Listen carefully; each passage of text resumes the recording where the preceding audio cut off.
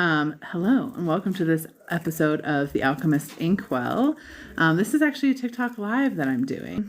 Yeah, it is spooky week. Happy Halloween, happy Samhain.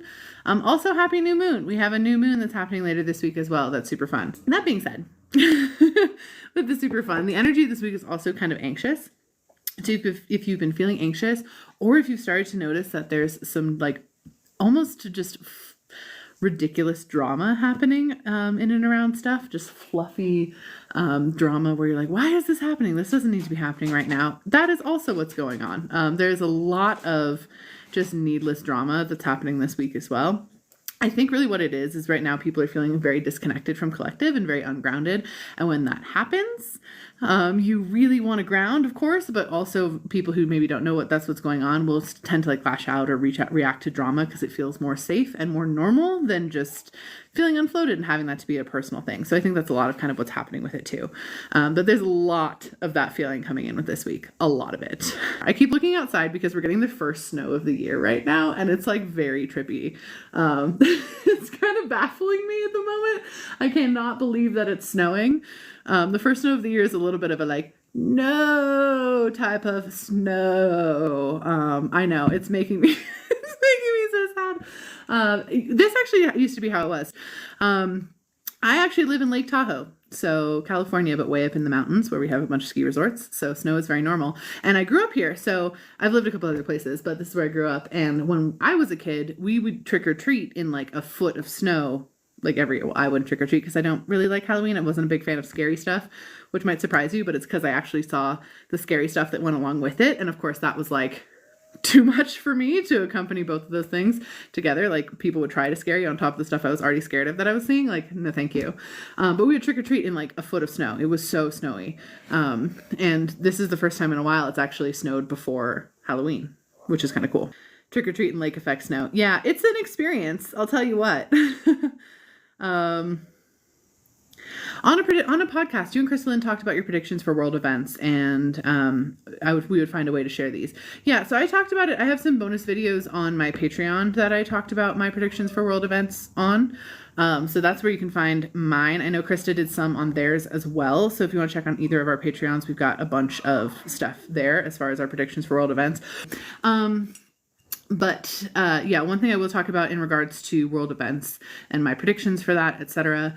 Everything right now is very much aligned with what I kind of saw at the beginning of the year, and it has continued to be this way. One of the main ones is that we're not really voting on, this was back months ago. It was like, well, with the election coming up, it's like we aren't going to be voting on Biden and Trump essentially, and we aren't really, we're voting on Kamala, and basically Trump's probably not going to make it too much longer. So that was part of it. But there's a lot of those that are coming up that are working right aligned with what I saw, and none of it was terrifying and horrible and awful. All of it seemed like very promising and things growing forward. Of course, we've had some timeline shift stuff happen, so I'm still kind of reassessing in those spaces. But yeah, if you want to check out more of my predictions about stuff, that would be where you would want to head. I have some bonus videos there on my Patreon. We're going to actually post this live as one of the episodes there. So if you have any questions about anything, feel free to ask. And I'll answer questions that we got around spiritual stuff, spooky stuff. Speaking of spooky stuff, since it is Halloween, I'm going to talk a little bit about that. So it's Halloween, and it's also a new moon at the same time. So we have a new moon that night. Technically, it's really early the next morning, but basically that night. Halloween in and of itself, I really love the community element of the holiday. That's the part of the holiday that I love so much, mostly because that is the ancestral roots of this time of year. Not even specifically, Samhain or All Hallows Eve or anything like that, but this time of year is like the harvest festival of the year, basically, right? This is when there was abundance. There was a lot, especially for the northern hemisphere, of course. But this is where there was a lot of abundance, and therefore a lot of sharing of said abundance. And that's what we're still doing. So that's actually a beautiful spiritual way to honor your ancestors, to honor the energy of the planet, all of that happening at the same time. Is we're just sharing candy, but really it's also sharing like what we would have in abundance, which is a beautiful thing to kind of think about. And I love that we get to do that. If you're looking for a more spiritual or kind of woo-woo way to, oh, thank thank you. Woo-woo way to honor some of this like time of the year, to honor the energy of this harvest and abundance. Anything you can do to give any of abundance you have, of course, is amazing. That is actually an activated thing. You can do it as an offering to your guides, to your deities, to your higher self, to the planet, whatever. Also, though, you can always just do, oh, thank you. Look at the cute little heart. You can also just do something that is like showing not necessarily always gratitude, but you can always just like give something to the earth, like just outside, you know, putting some food scraps down. This is a wonderful time to have like coffee or wine with your deities, just to like do a check-in. If you have a way to have a fire, even if it's just like lighting a candle, this is a wonderful time to do that. Honoring that fire, honoring that life-giving energy is going to be really present. Also, yes, this is a time of year where a lot of spooky stuff happens. Mostly that's because we've all decided we agree that it is. But also if you have a house ghost or house spirits, or to want to talk to your guides, anything like that, this is a wonderful time to do that too. With the new moon coming in too, it's also a fun time to manifest. Okay, thank you. It's also a fun time to manifest things. Specifically manifest what you would like to see in collective. Like what would you like more of in the world is a wonderful thing to do right now. So what would you like more of in the world? And then see how you would, you know, manifest that in your personal life. If you could have more of that thing in your personal life, what would that look like? And that's going to manifest both. So it's going to be a really powerful new moon for really manifesting like more of collective energy that you're looking for. It's pretty powerful. Manifestation tips. Great question. Manifestation tips that I would recommend. One, always writing it present tense with the deadline creates a wonderful, powerful affirmation that you can state. So for example, for using this as both, like personal manifestation as well as like manifesting for collective. For personal, I would say like, I am happy, or I have more happiness by the end of December 2024. That would be one. So present tense with a deadline.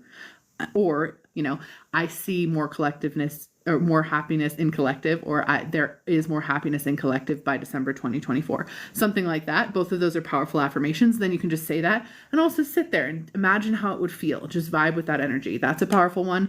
I would also speak intentions into water. Water has memory and also connections with other water. So I would speak your intentions into water and then like throw that out underneath the new moon. That's going to like be very life-giving, very, you know, healthy for your manifestations. All of that. So I highly recommend that as well. Those are great manifestation ways. Also, just having fun and thinking about your manifestation while you're having fun actually does really amplify your manifestation. It's pretty powerful. Okay, let's see. I want to communicate with my guides, but I feel like I have never been able to. How do I hear them? Okay, so this is a wonderful question. First of all, if you want to communicate with your guides, of course, the first thing is to start talking. However, you want to be able to pay attention to like what different senses you perceive energetic information with. Because if you're just talking and then you're only expecting to see things or hear things, that might not be how you actually perceive energetic information. The way you perceive energetic information is called your clair senses. Those are, do you feel things physically? Do you hear things? Do you see things? Do you emotionally feel things? Do you just know things? That's called claircognizance. It's a very strong one. Do you have to touch things to feel it? Do you smell things? Do you taste things? Whatever information, whatever way you perceive information is going to be the way that's going to be easiest for you to communicate with your guides. So first you want to figure out, how do you naturally perceive energetic information? You do. I guarantee that you do. Everyone does.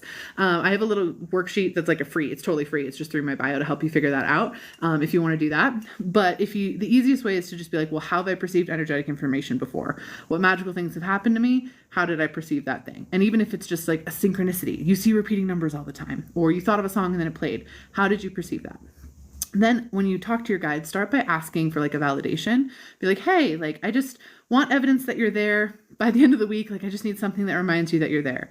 Leave it a little bit open and just pay attention to that sense. That's going to be the easiest way to start connecting with your guides, because as that sense, you know, you're like, okay, I know I typically hear things, so it's probably going to be a song, or it's probably going to be a sound, or someone's going to start talking about spirit guides. I'm going to hear it, and that will validate it. Then you can bring it up from there with, again, emphasis on that clair sense. There's a ton of different ways to do that. I'm actually going to be releasing a spirit guide course at the end of this month. Super like a small one. It's not going to be like some huge investment or anything, but just a digital course that'll help everybody talk to their spirit guides better. Because especially right now, we need that so badly. Like I cannot stress how badly we need it right now. because so many people are feeling their guides and either getting spooked by them or just not talking to them or feeling like they can't talk to them and don't know how to engage, even though more and more is coming in information-wise, then absolutely. Ooh, what's the difference between spirit guides and deities? Someone just asked that. Thank you for that question. It's a wonderful question. So deities... So spirit guides, let's start spirit guides instead. Spirit guides are beings that before you came on planet, you were like, hey, these are things that I'm going to do in life. Here's my map. It's not every little thing you're ever going to do, but some key plot points. I'm going to do these things. Can you please help me get to those things as I live through and forget that these are the things I'm going to do? And you go to beings who specialize in certain things you know you're going to need help with, or you're really good friends, or maybe a deity you know that is going to help you with that. You go to them before you come on planet and you're like, hey, help me with these things. They agree. You kind of have a contract. Come on planet. They're here to help you. Deities. Oh, look at this. I have like flamey laser eyes. That was so much fun. Thank you for that. I haven't seen so many of these GIFs because I haven't been live in a while. So every single one that pops up, I'm like, this is so cute. Oh my God, it's so different. So anyway, I appreciate it. But then deities are not necessarily related to you, right? So deities exist in multiple different pantheons all around the world from both ancient history and modern times. The way that deities work is they are higher vibrational beings, but they did walk around on planet at one certain time, right? Like they did hang out down here, hence why we worshipped them. We were like, whoa, you walked around on planet in your higher self form. That is so wild. Like we want to worship you. We want, help with this, whatever it is. So deities down here. Now you can still work with them. Absolutely. And if you're feeling drawn to deity work, you totally should. Deity work is a powerful, beautiful spiritual activity. However, you're engaging with the being that doesn't necessarily have a contract with you the way that a spirit guide would, right? So spirit guide, you already have this planned out. With deity work, you're going like, hey, I need help with healing stuff. Apollo, you help with healing stuff. I'm going to reach out to you. I'm going to build a part of my altar to you. I'm going to create this candle for you and I'm going to light that in your honor. And then I'm going to ask for the things that I need. So it's more of a building, not necessarily a worship, but a like exchange of practice back and forth. Thank you for the dolphin. That was so sweet. Back and forth so that you guys kind of hand in hand can kind of work together. And that also goes on the other side because a deity can also reach out to you. A deity might be like, yo, I'd like to work with you. If you start seeing mentions of them all over the place, or maybe you start seeing owls everywhere and you're like, oh, thinking, is that you? And I know I'm talking about Grecian deities, but it can be a bunch of different deities. If you see those around, you might want to then reach out to them. Be like, okay, I think you want to work with me. I don't really know why, but I'll light this candle. Can you please answer me why you want to work with me? Then pay attention for the next week or two. Thank you for the roses.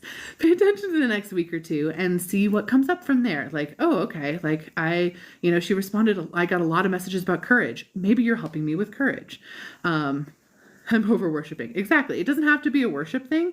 It can just be an exchange. If anything, with a lot of deity work, I don't actually consider it necessary to do worship stuff, which is kind of a hot take in the spiritual community because a lot of deity worshiping practices are like, no, you have to worship and reverence and whatever.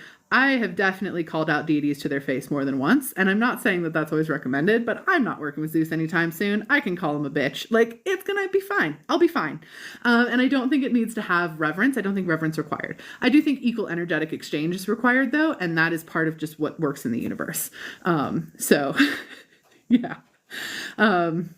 That's how that can work. So that's the difference between deity work and spirit guide work. It's just working with different things that, one is one you're trying to decide to work with now, and one has been working with you the whole time. Yeah. Great question. Can you accurately read your own tarot cards? Yeah, totally.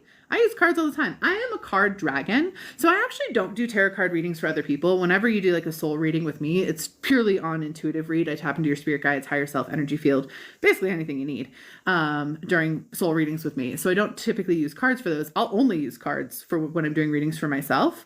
Usually I use cards as like a validation thing, a validation tool for myself. Sometimes if I'm like, I am missing stuff, I'm missing something. What deck of cards do I need to pull from? I seriously, like I said, a card dragon. I have a hoard of cards. There's like 35 decks in this room. There's so many. But I will pull, maybe it's one. I have different decks dedicated to different ones in my guides. I'm looking over because I have like 4 right here. I'm like, who's next to me right now? I've got my Energy Oracle, my Mythic Oracle, my Sherwood Oracle. Happy cards. But then I'll pull them based on that, and it helps me get insight for myself. So I actually use them all the time. Sometimes I'll just use them for a quick yes or no. Like if you want to do a quick card pull for a yes or no, make odds no, evens yes, pull the cards, whatever number pops out, there you go, quick yes or no. And of course you can validate them from there. But yeah, great questions. I'm also a card dragon. I'm glad we are in good company. Okay, 2 questions that I just saw. I want to answer both. Someone asked what I feel about the ACOTAR series. I will talk to you on that in a second. The second thing is someone asked, where did it go? I don't want to lose that one. The difference between tarot and oracle cards. Tarot have rules and structure that are repeatable across all decks. So tarot exists with the major arcana and the minor arcana. The major arcana is the journey of man, and it has a bunch of individual cards. The minor arcana is the suited cards. So those are the ones with like your chalices and your pentagrams and your wands and your swords, or your staffs and your swords. Depends on the deck. That's your like suited cards, and they have basically numbers. It depends on the deck. Sometimes it's 1 through ace. Sometimes it's 2 through ace. It just kind of depends. Sometimes they don't do aces. It depends on the deck. But it has a translatable system. And they do tend to work better if you do multiple cards on top of each other in certain types of pulls. Oracle cards just depend on the person who created them. They have no rules. They might have 72 deck cards. They might have 95. They might have 23. It just depends on the deck. There's no rules. They tend to be heavily themed. And you kind of go off of book meaning as well as reading the pictures. I love oracle cards because I don't really vibe with rules super great. I don't really like memorizing things super much. I'm pretty good at tarot, but that's the one that I prefer, where if you really like rules and structure and organization and deep like archetypal type stuff, you're probably going to vibe with tarot. Thank you. These are my nails. Okay, so how do I feel about the ACOTAR series? Great question. So first of all, I have read it. The next thing I'm going to say is I think Sarah J. Maas is a very problematic author. So separating the art from that just slightly, because I do think she has serious problematic stuff. I'm not going to go into it. There's so many videos about it, but Sarah J. Maas is inherently problematic. I do think that they serve a really beautiful energetic purpose, which is to activate the adult reader. Because everyone who has not read the ACOTAR or read in a really long time and that read the ACOTAR series all of a sudden are a huge reader. Like they dive into all these different things. And whether they go more of the like fairy corn angle or that they dive into other books, it's a beautiful activating space to step into. So I think it has a lot of activation. I do think she channeled a good part of it, which I think is pretty powerful. But I don't think all of it is 100% accurate to fairy. That being said, like most fiction books are channeled in some way. So I think it's powerful and activating, and that's awesome. It's not my all-time favorite book, but I still enjoy them. It's the way I enjoy reality TV. You know what I mean? It's not like this is the best show that's ever existed, but it's like, man, I really needed this today. You get what I'm saying? Yeah. Not Avatar The Last Airbender. I love Avatar The Last Airbender. Will forever love Avatar The Last Airbender. That is the comfort show of comfort shows. ACOTAR is A Court of Thorns and Roses. It's a book series. Speaking of book series, stay tuned for some very exciting announcements, not on this live, but very, very soon, about my own book that I have written. Stay tuned. Okay. What do you think about the new moon in Scorpio for Halloween? It's perfect for manifesting for collective. Fiction from me. Fiction from me. Yay, thank you. Yes, I have written a book. I've talked about this a lot. I have written a book. It's called Locusta. It is the story of an ancient woman poisoner from Rome. She did live, but I channeled her in and have written her story. And it's a historical fantasy, and I can't wait to share it. But stay tuned for updates. Locusta. And it's so fun. I'm so excited about it. Thank you. I just got them done yesterday. Aren't they fun? Candy corn. It's great. So glad you guys are so excited to read it. Okay, someone asked something about hearing ringing in their ears, and I wanted to circle back to it, but then it keeps moving it around. It is fiction. It's a fiction book. It's a historical fantasy, so it's a fiction fantasy. Yeah, technically, I think it's historical accuracy, but it's fantasy because, you know, books. It's not like it's based on like did a ton of research for it. I talked to Locusta a whole bunch about it, but that's not classically considered ways to make it nonfiction. Amazing. I've had so many nightmares lately. I can't seem to trace them to waking life. What could that be? Okay, so there could be a couple different things going on with nightmare stuff. One, there's a lot of energy processing through collective. So you might actually be tapping more into like the collective dream space where people are very, very angst right now, and that might be something that's coming up. Or you might be having a dream on a different dream level. So we dream on 2 levels. We'll either have like body dreams, or we'll have like soul dreams. Body dreams are those dreams where maybe you show up late to class and you're naked and you can't get through the door and all these horrible things happen. Or maybe they're just like drop of like random stuff happening. And you're like, this has no coherent storyline. What is this dream even about?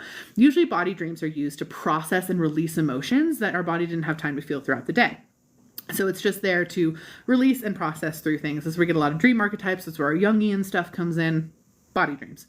Soul dreams are the ones where you're doing astral stuff. You're either lucid dreaming or doing astral stuff. You're doing spiritual work. Maybe your guides are coming to talk to you, whatever. You're doing that while you're sleeping. It's kind of separate from your body. And that is the other kind of form of dreaming that can happen. So depending upon the type of nightmares you're having, if you're not tracing it to anything in the waking, could be that you're seeing something spooky in like other stuff that you're doing, spiritual work world, or it could be that you're connecting to collective energy that's like kind of seeing something spooky too. So all of those are options.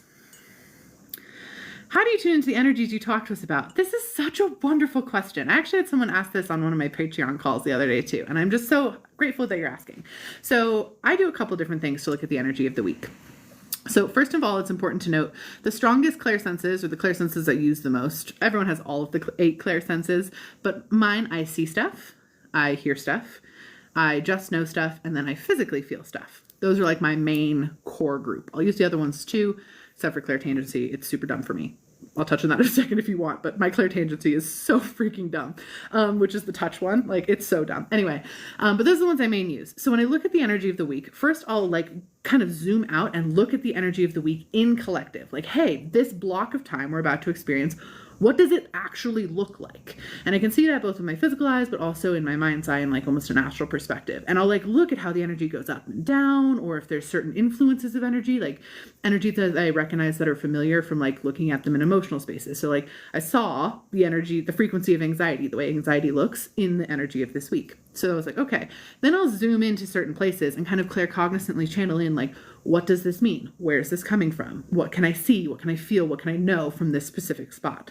So I'll look over it a little bit like a map and like piece through like day by day of the week to get kind of the overview. Now, if there's a specific event as well that's occurring, for example, the new moon that's coming up, I'll really zoom into that specific event. And occasionally what I'll do is I'll either talk to the moon herself. I'll be like, yo, moon, what are we doing? How is this affecting? Or I'll talk to the energy surrounding the event and just kind of hear, see, sense what's coming through from that event specifically. Occasionally I will also cross-reference with like astrology stuff. I'm not an astrologer. Krista is, the other person on this podcast. They're an amazing astrologer. So for those of you who don't know, I'm also keeping this recording as an episode of my podcast, The Alchemist Inkwell. And Krista's my co-host, and they're not here today. But occasionally I'll cross-reference with that too to get like the full breakdown of exactly what is coming up with the energy of the week. So yeah, that's how I do it. Yo, moon! Exactly. Thank you. Thank you. I'm glad you think that's awesome. Okay, that was me. I hear voices not my own and ringing in my ears, and what they say comes true. So what I would say is that's called clairaudience. And you don't have to listen to them, but chances are I would start to investigate those, be like, who's talking to me? Who are my guides? What that is. That's where you're hearing energetic information. Absolutely. Hello. Can I talk about timelines? How much time do you got? Timelines are a whole trip. I would have to get like way more specific on timelines because they are a whole thing. Hey, Caitlin, good to see you. Oh, hey, AJ, good to see you. So many people. It's so nice to see you all. Timelines in relation to what's going on right now. So we really, this is baby bare bones timelines. Okay. This is not, don't get too existential. Don't let this panic you, but this baby bare bones timelines, timelines. Hello. Thank you. Look at it pretty. Timeline. That was so gorgeous. Timelines, we have personal timelines and then we have collective timelines. So first of all, there's kind of two different ones. Our personal timelines, I like to describe, let me use a visual aid. I like to describe our personal timelines like you're walking on this outer edge of the book, right? So if you're walking along like the page edge of a book, at one point you could be on one page edge and then those page edges could touch and then now you're jumping to another page edge, or you could jump over here to this page edge. There are a bunch of different options that are near and around you that are ways for you to move forward. So sometimes they combine, sometimes they get further apart, but basically you're still walking this same plane and pathway forward. That's the page edges. So that's like personal timelines. Hopefully that makes some part of sense. With personal timelines, those are easier to manipulate because they're already you. They're just different versions of you doing different stuff that your consciousness is kind of just bouncing around between. So you can merge them together and push them apart. With the collective timelines, those don't shift as often. When they do, it's a bigger deal. So when I talk about basically in the middle of eclipse season, we had a big timeline merge where two big collective timelines smoosh it together. Basically what that does is it means we kind of rose up in vibration a little bit. More stuff is happening. It made more energy kind of occur because two pieces that were originally separate now are like more smushed together. All that means is on a grand scale, all of us are feeling these timeline shifts. It creates a difference in our actual conscious reality of the world and collective as opposed to just our personal one. That is the baby beginnings.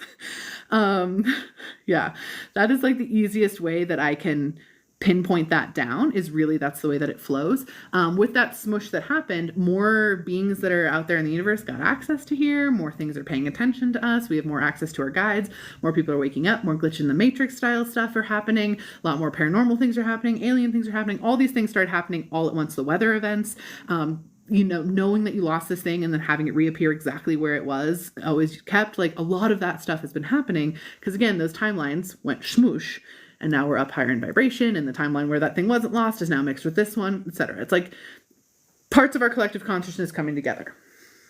Hopefully that helps. It can definitely explain quantum immortality. Yeah. As an empath, how do I not absorb everyone's energy? First of all, beautiful question. My biggest recommendation, if you're someone who absorbs a lot of other people's energy, instead of focusing on not absorbing it, because that's really hard, right? Like your energy is open and flowing and you're like, come here, everybody. And then if you're like, no, don't do that, like cutting that down, that's going to be really challenging and it's going to be really exhausting because you're kind of tug of warring with your own energy space. Instead, what I would recommend is let that energy come in, just clear it out very regularly throughout your day. Now, when you're first starting out doing energy clearing on yourself, you'll have to do it a lot more often. As time goes on, maybe you have to do it once a day because your energy will kind of get naturally trained to not hold on to it. But if you are absorbing a lot of energy, pick a time of day. I personally do it every time I go to the bathroom because it's easiest for me to remember, but just do a nice little energy clearing for yourself. So it can be as simple as making a command. Everything that's not mine leaves my space now. You can sing for a minute and like sing and like tone and that'll clear out your energy.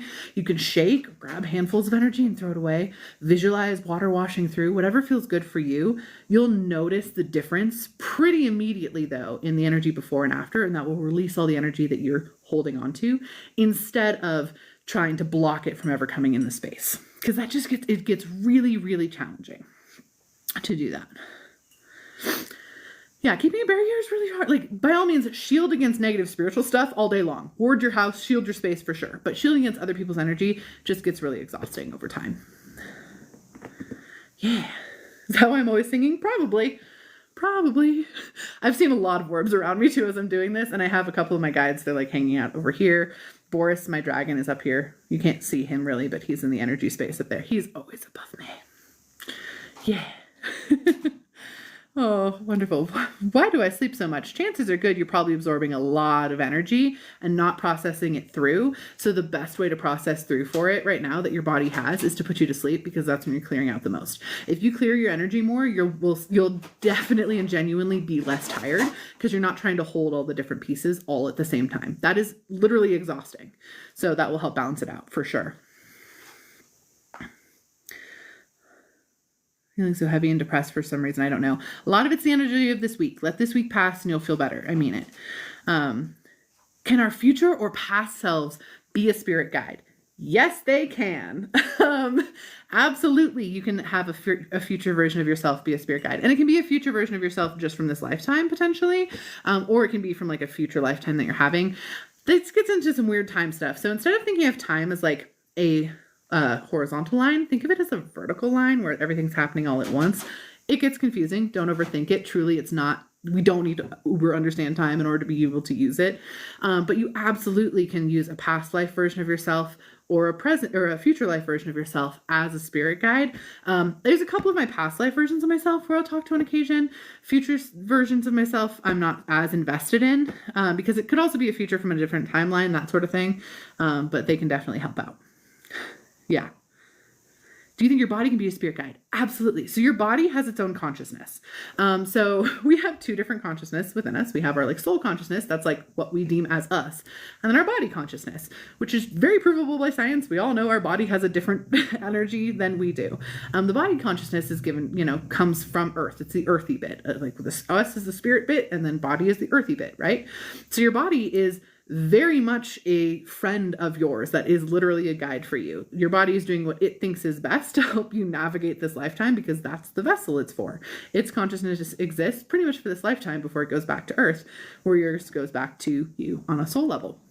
So absolutely your body can be a spirit guide.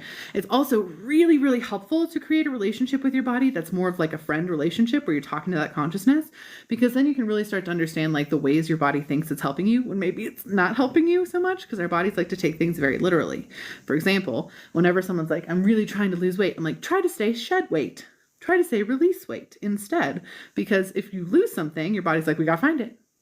Because it takes things really literally, right? Or maybe you're I really want to be seen more. So your body starts making you gain weight. And all of a sudden you're much bigger to be seen easier, because your body thinks that's a great way to be seen.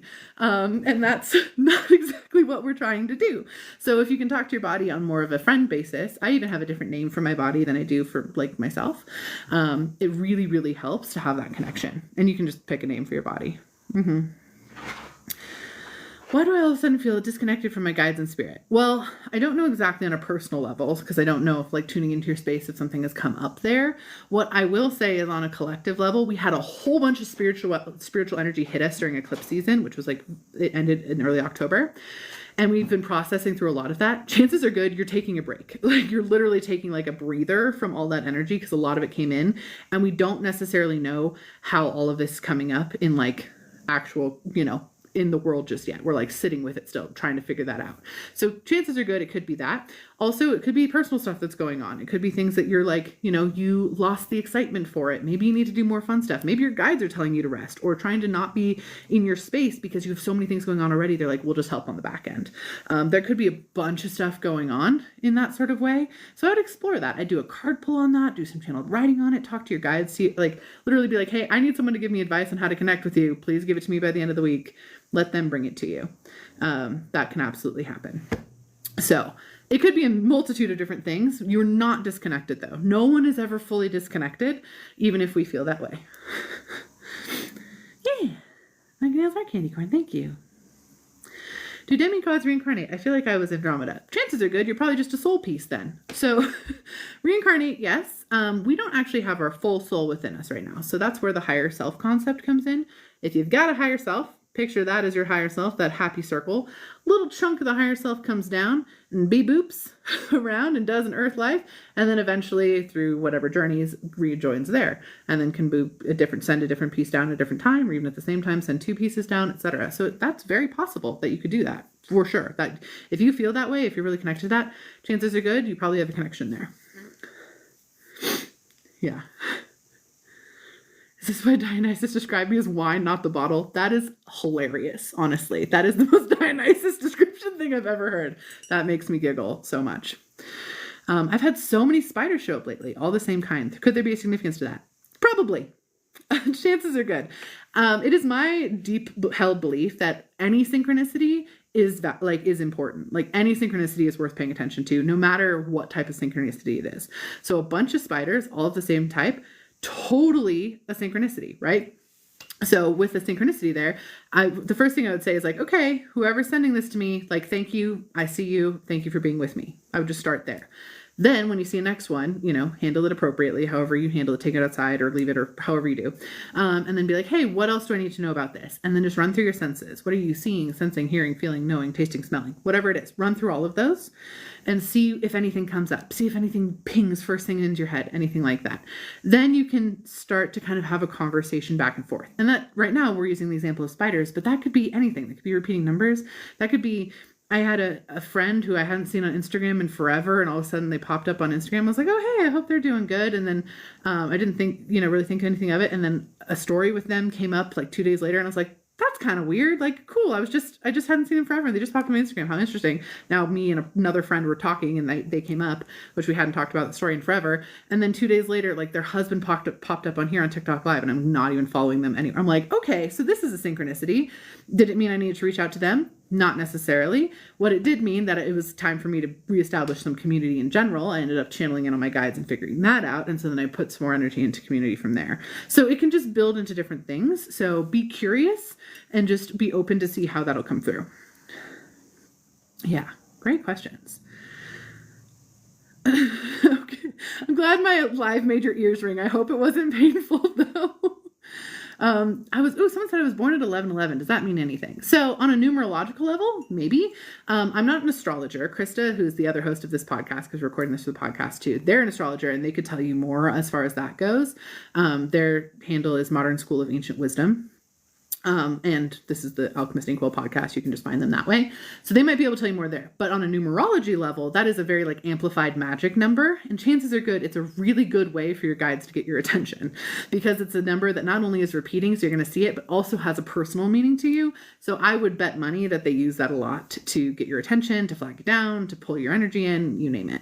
But yeah, so that's probably what it means. On a numerology level, it probably means that over the 4 quarters of your life, you're magnifying magic, if you're looking at it in that way. I started hearing a knocking in my kitchen this week. No explanation. What is this? Okay.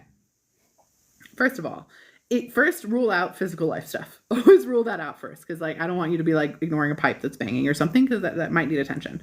If you've ruled that out and you're like don't know what it is, it could be that now that the timelines and stuff are merging and the energy of like spooky season and all this moon's coming up, all that sort of stuff, that the ghost in your house, if there's a ghost in your house, has energy to access now that they can actually knock with, because ghosts do need energy to make sound and to move things, etc. That's why like ghost hunters will use like light sources or battery sources in order to get ghosts to talk, right? Paranormal investigators will do that. So it could be that. It could also be that your guide is also knocking on your wall, or it could be that your energy is swirly whirly all over the place right now. There was a time period, and I've been doing this for like 15 years, first of all. I've been like actively doing readings for people for like 15 years. It's been a long time for me. I've been in the game a while. And there was a time, oh gosh, I guess it was probably like 7-8 years ago. So I was very well acquainted with my guides, already knew what was going on, and I knew a new skill was coming in. I didn't really know like what that was going to be. So I sat down to meditate, and all of a sudden stuff started going wild in my house. Like a picture frame fell off the wall. It felt like someone was knocking on the door. Every time I tried to sit down to meditate, my dog would start barking. I was like, oh my God, like am I haunted? Like I'm not seeing anything in here. I don't feel anything in here. What is going on? Well, it turns out I hadn't been taking care of like my energy and calling it back to me. So I was like smacking things around with my own energy. Throughout the day, I could ignore it. But when I sat down to meditate and be quiet, that's when it like really went wild. So it could genuinely also be that. So I would try to call your energy back to you. Literally be like, all my energy returns to me now. Bring that back to your space. Wash that energy through, clear that out. And then once you've cleared that out, see if that knocking goes away, or talk to the ghost in your house, talk to your guides, be like, hey, I need to figure out what this is, if there's a presence here. Yeah. Great question. This is so fun. How do I not get overwhelmed with all the messages coming in from different sources? That is a fabulous question.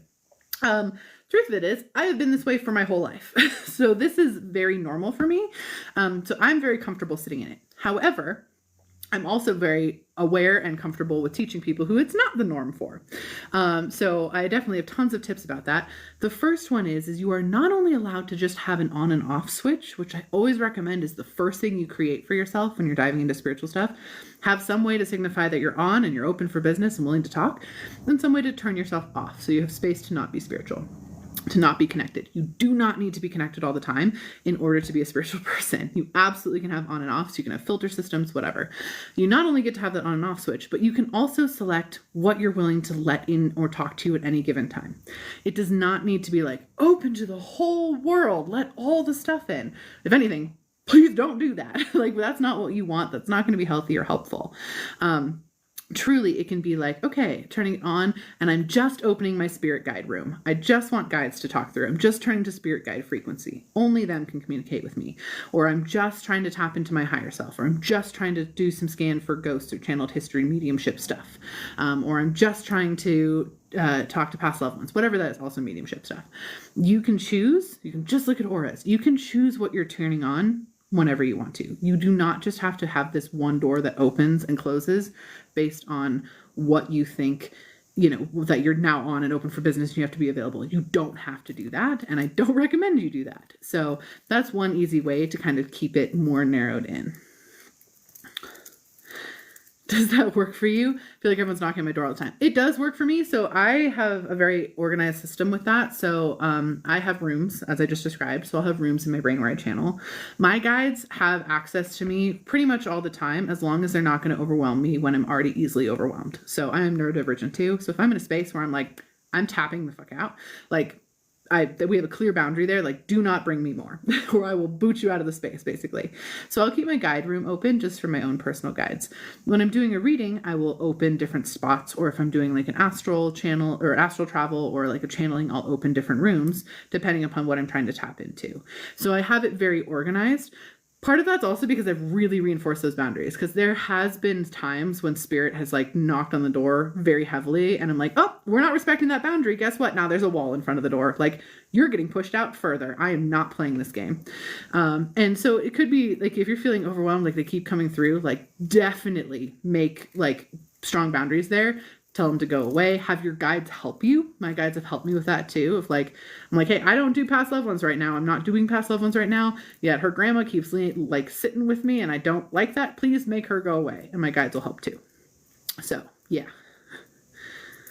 If you're dense, someone says I keep apologizing to my guides because I'm dense with signs and I won't remember or notice till hours later. That's fine. If the fact that you're getting it all, I'm sure they're like, that's fantastic. But they also expect you to not fully get it. Like, they know you. So I'm sure they're sending it with like, hopefully you get this one. And then you do. And they're like, yay, you got it. It was hours later, but at least you figured it out. So they're not, your guides don't typically get mad at you or frustrated with you. Like, sometimes they can, but not really. I try very hard to push my guides buttons sometimes because it's fun. Which they don't agree, but that's fine. Just because I'm like, are you going to do this? And they're like, no, like, I knew you would do this kind of stuff. Like, that's why I signed on. I'm like, okay, fine. Cause sometimes it's fun, but for the most part, like, they signed up, they knew what you're going through. They see all the stressors that you're experiencing too. Like, they get it. And if you're trying to connect with them and struggling with some stuff, or like you're only connecting with them every so often, like, that's fine. Absolutely. That's fine. Yay, hi, I'm so glad you guys are catching my lives. Push buttons like naming your hamster. Yeah, push buttons like naming my hamster. For those of you who don't know, this is Hermes. This is Hermes the hamster. Apollo named him and got me in trouble with Hermes for like a year. Hermes was not pleased about being named, was about having a hamster named after him. He thought it was ridiculous. I appreciate it. Oh, thank you guys. You're so sweet. Oh, the Hermes saga. Now Hermes and I are like buds, but we definitely still prank each other on the regular. He decided he was a guide for me, by the way. I was not informed. He was like, we're going to do this now. I'm going to be your guide because you need help. And I was like, oh, do I? He was like, yeah, you do. And so he's been very kind about it-ish. But we've been working through it. Oh, okay. Do you notice the difference in guides between witches and normal people? Obviously, everyone's different. So everyone's different. So I'm glad that you preface it there. So first of all, everyone has psychic abilities, but people who are deeply tuned out and like not connected to their guides at all, I don't necessarily know what it is exact core themes, but I will say when people have a life where they're planning to do a lot of magic or to tap into their guides or really, be more connected, they tend to have guides that are a lot more communicative and a lot less managerial. So when you're tuned into your stuff psychically, whatever, like, I don't consider my guides managers at all, but I do consider some of them like have my map and they're helping me get around. They give me a lot of wisdom and guidance, and they do kind of support me in that sort of way, versus I've seen people's guides who are a lot more like, no, we just handle this stuff. Like, we just make this stuff work as according to their life plan. Like, they're not talking to me, I'm not talking to them, but we're getting it through. So it's just kind of communication levels a lot of the time. But there's not specific differences in number or type or usefulness or anything like that. All of it just depends on the person, truly. Um, is it hard to communicate with our guides if we've not done shadow work? So yes and no. First of all, your guides are going to be the easiest thing for you to communicate with typically. However, the way that shadow work works, the way that shadow work works, is basically what you're doing with shadow work is you're clearing out debris from your river, right? So we all are born with this magical river that's flowing inside of us. Sometimes it's big and wide and flowing, sometimes it's little, but it's all flowing there, right? And so we're all born with that. And then we spend our entire life throwing things into the river and completely damming it up. So it's like, oh, I had a traumatic experience, have some beaver, someone called me a mean name, have some plastic bags.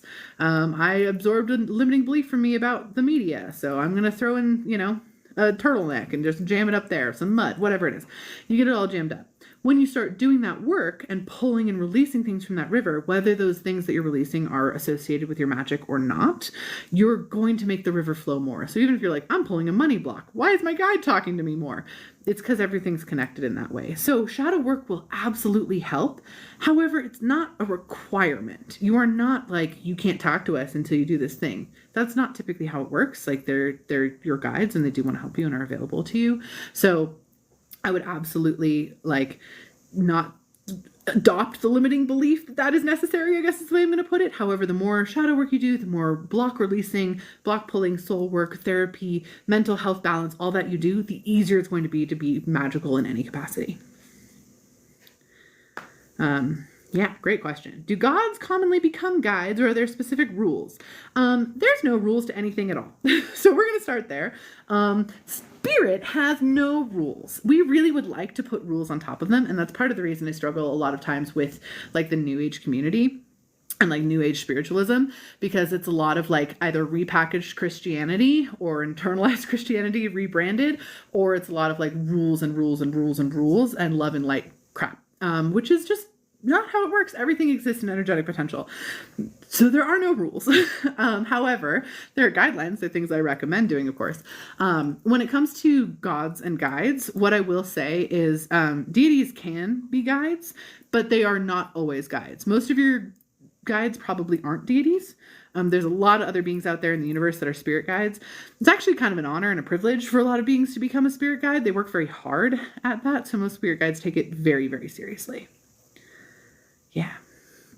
How do you build confidence and intuition after a big misinterpretation? First of all, forgive yourself. The future is freaking weird. The future is mutable. It's malleable. When we look at it, we're still human. We get to be human. We decided to come down and have a human experience. That's freaking cool. We get to have this experience right now. This is the only experience like it happening in the universe. That's a really cool thing. So forgive yourself for interpreting some big, wiggly, wobbly, messy energy incorrectly. We all do it. It's fine. It's okay to do that. The biggest thing is to do any healing, releasing, processing work you need with that misunderstanding to release that out of your space. So if there's limiting beliefs that you can't do this, you're only going to cause harm, chances are good it probably happened for your benefit in some way, for you to see different parts of maybe things that you need to heal from past life stuff or ancestral stuff, help you go deeper. That is a big thing. So lean in on that, and also start to set kind of other guidelines too for your guides. Be like, hey, maybe I don't really want to do future sight stuff. Can we just talk about my soul journey stuff? Can we talk about what's going on right now? Can we work on, helping me manifest or helping me grow my astral abilities or whatever it is that you're doing? You don't have to do that type of channeling immediately. You don't have to dive into intuitive about the future right off the bat. Your intuition can be applied to a lot of different things. And the truth of it is the more fun you have with your intuition, the better it works, 100% of the time.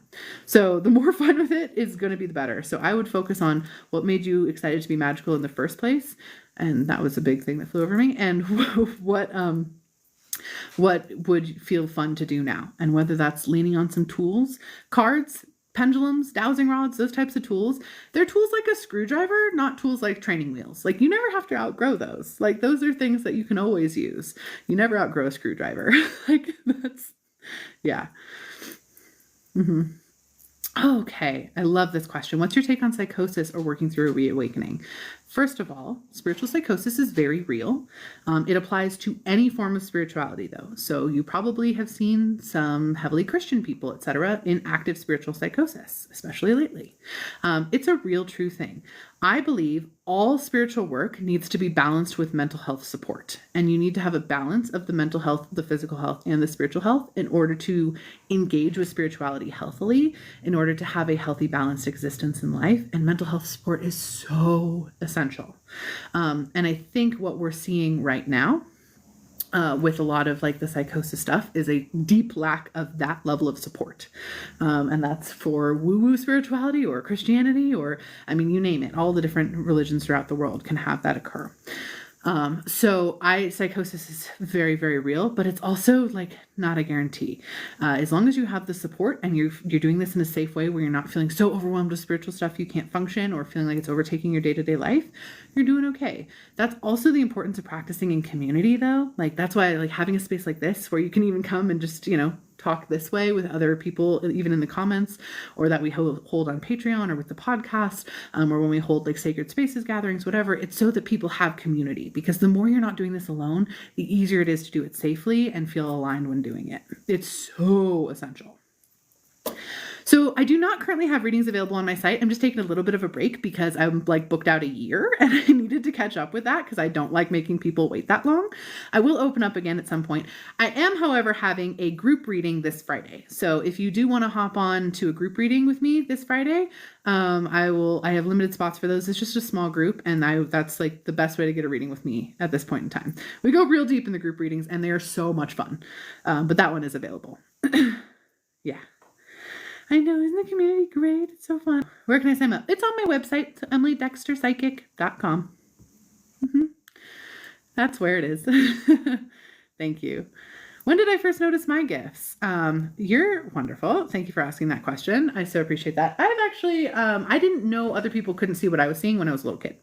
So, thank you. I was blessed with like really wonderful parents. I have a great relationship with both of them, and I was raised on top of a mountain. So nature was like everything. Like, we didn't have TV. It was just like go outside and play. I skied a lot, like all sorts of stuff that way.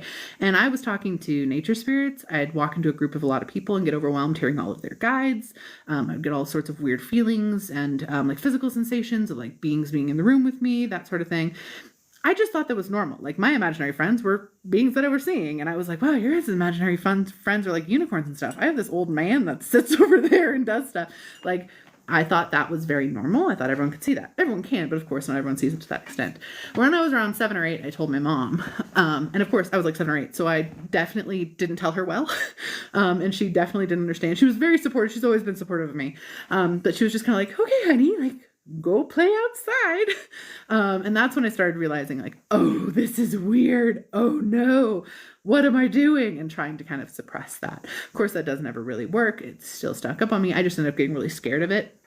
So I had to overcome that. I started doing readings for others in high school, very casual readings, card readings, just kind of pinging stuff out that way. And then I got into a very abusive relationship out of high school, which happens when you suppress your intuition. All intuition goes.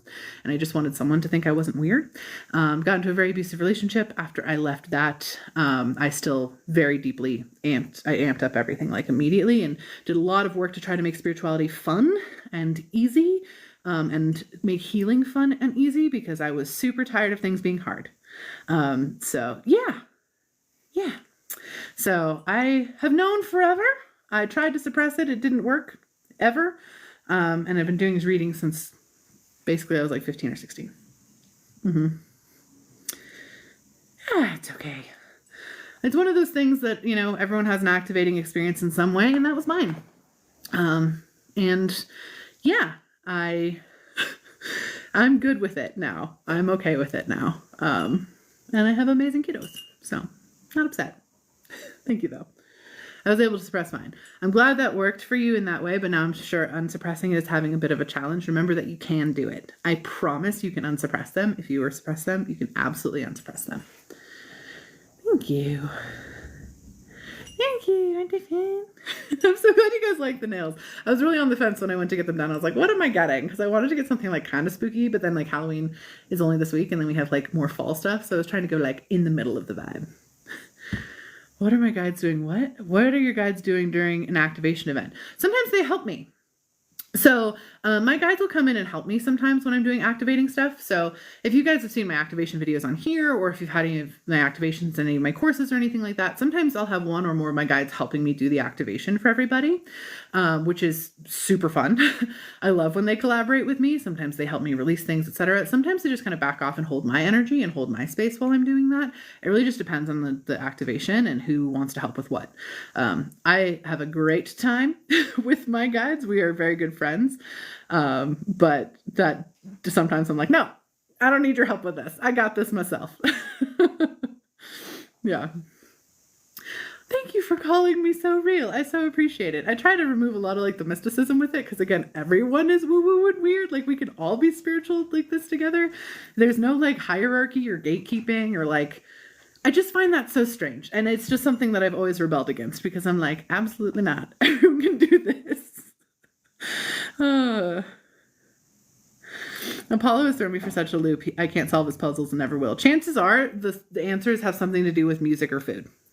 Good luck. Apollo's a trip, but he loves music and food. So I recommend that there's probably something to do with that somewhere in there. How can you tell if a deity is reaching out or if it's just the TikTok algorithm? Okay, here's the thing. The algorithm has its own basically sentience at this point too. Oftentimes deities and guides, etc., do use what we have available to us. Back in the day, that was animal bones. Back in the day, that was birds flying in the sky. Now it's birds flying in the sky and our little magical rectangles that we view the world through. So they will use the algorithm. If a deity is reaching out to you and you're struggling, like, is this just me, like my algorithm repeating stuff, or is this actually a deity work? Ask. Everything starts with asking. Ask your guides, like truly ask your guide, like, hey, or ask the deity, like, hey, are you reaching out to me? Please show me more validation of this outside of TikTok in the next couple of days. They will. Or ask your guides, is the deity reaching out to me? Can you please validate this for me? They will. It doesn't have to be something you do in a bubble, and you don't have to have all the answers. In fact, I ask my guides for reassurance even still. I see, sense, hear, feel, and know them, and I will still be like, I need a reminder magic spiel today, please. Thank you. Oh, thank you for I don't know what that is, but I love it. But yeah, you can always ask. You can always ask for additional validation. And if you're starting to get signs via algorithmic stuff, that's amazing. You can absolutely have those signs via algorithmic stuff. Just ask them to take it off of that so that you get additional signs and really can be validated with it too. External validation is the shit. A couple of you are asking for reading information. I have a group reading this Friday. My website is emilydexterauthor.com or emilydexterpsychic.com. They're the same. You can look at both of those. And that's where my group readings are listed. Currently, I'm not doing one-on-one readings just because I'm like a year booked out and I'm just making sure that I can catch up on those because that's a lot. But that would be the space to get a reading with me. I also have courses. I also have a Patreon. One of the tiers of my Patreon, I do a monthly call. Also, this is a recording we're doing for our podcast, which is called the Alchemist Inkwell. So we have a new podcast episode every week. You can work with us there. I do, a bunch of different ways to access me, but that's going to be the best spot. Yeah. Wonderful. Nope. Our guides don't get frustrated with us when we ignore the signs. They expect it. They know you. They know you. So they probably understand, like they throw it in there and who knows how much they're expecting you to actually see it, or if they're just continually trying till you get a hang of it. Like they know you very well. What are your thoughts with telepathy with other humans? Telepathy with other humans does happen. Absolutely it can. It requires a couple different things though, and it's not very common. Like you have to train a lot in order to do that. Also, it typically revolves around the consent of the other party. That's the thing with telepathy that most people get like afraid of. Like people can just look into my brain. Consent is huge. Consent is like energetic consent matters like very, very, very deeply. So that's the other part of like with the telepathy stuff, like, yeah, you can train to do telepathy. Chances are good it's only going to work on people once they're consenting, that sort of thing. I will ping my husband with telepathy when he's at the store and I want a specific snack just to see if it works. I'd say it works like 50% of the time. Maybe more than that. But yeah, like that's the way I use it, but it is a two-way channel that you're kind of establishing. That was so great. Thank you so much. But yeah. Oh, I'm so glad you got validation from something I just said. That makes me so happy. Thank you. Yeah, like I used to be super scared when I was a kid, especially in like middle school. I was like, what if other people can read my thoughts? Because I didn't realize I was talking to their guides and like reading, not their thoughts, but what their guides were saying. And I would like freak out. I was like, oh my God, what if other people I cannot think about who I have a crush on right now. I cannot do that. Because what if they can hear my thoughts? And then looking back at it as an adult, I was like, oh, I was just talking to their guides. I've not figured out who my guides are and no one popped out. So your guides maybe you don't know them as a deity figure or anything like that. What I recommend is being like, hey guides, like I really want to get to know just one of you. In the meantime, before I get to know who exactly you are, I'm going to visualize you as this character from this favorite show that I like. Like, just literally pick an image from something online. It's going to be wrong. That's not the point. So just hold that image in your mind when you talk to them and start asking your guides questions about random nothing things throughout the day. Don't ask like the big things, the things that you're like, oh gosh, I really need an answer to this. Ask like, what's your favorite color? Ask like, what should I wear today? Those types of like nothing boring things. Ask them those questions. And when you ask them those questions, just notice what pops up. What do you feel? What did you hear? What image did you see first? Whatever. That will help it grow over time so you can really start to have a more fleshed out connection with them, even if you don't know exactly who they are right now. And then they'll change that space that you're holding where you're visualizing the wrong person in your head. They'll change that to match what they look like over time. So you'll get more validation on what they actually look like. And that's how you really start to get to know them a little bit more. Yeah. Great questions. Yeah, everyone always gets caught up in the big stuff. Don't worry about it. It's human nature, but it's so much easier and so much more fun to talk about the small stuff. And then when you have a big question, your human brain's going to let that answer in because you've trained it to feel safe talking about the small stuff. It's pretty nice.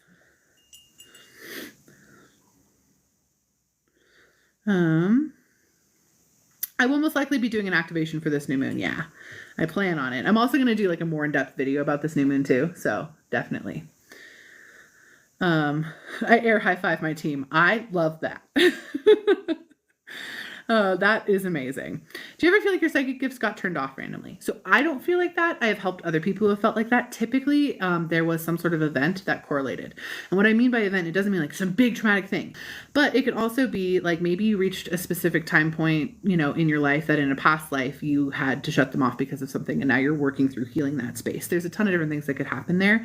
It can happen. It's not super common. If you felt that way, there's probably a reason there and you can definitely dig in there and figure out what that is. Absolutely. How do we make sure that we're getting messages from our guides and not imposters? That is a wonderful question. First of all, is the message that you're receiving actually for your benefit? Or is it something that feels like they're trying to get you to do something for them or for someone else that wouldn't be for you, that type of thing?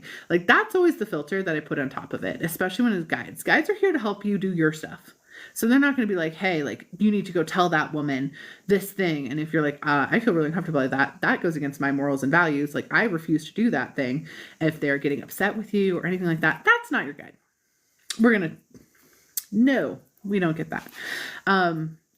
The other thing is you probably have a protector guide. So I would start talking with them, but that's the biggest thing. Also, like, feel it out yourself. You do not need to blindly trust them. You can always ask for reassurance. You can always ask them to validate something even further over and over and over again. Like you absolutely can. So no matter what, you can always be like, I'm not going to act on that thing that I think you maybe told me until I get some validation of that, until I get some reassurance about that. Like, please reconfirm that. Again, it's supposed to be a trusting relationship. You'll pretty much get the vibes. If it feels off, it's probably off. Also, the chances that it's an imposter are very small. Like, it's mostly your guides. I promise. Yeah. Yeah. Wonderful. Yeah. Ooh, I would gladly do a YouTube on how I mastered my abilities and my resources and stuff and guides and stuff. I will say most of my resources and stuff is me fucking around and finding out. Like straight up. I did a lot of like, well, I'm going to channel and try to do this and I'm going to poke this thing and see how this works. So I did a lot of that.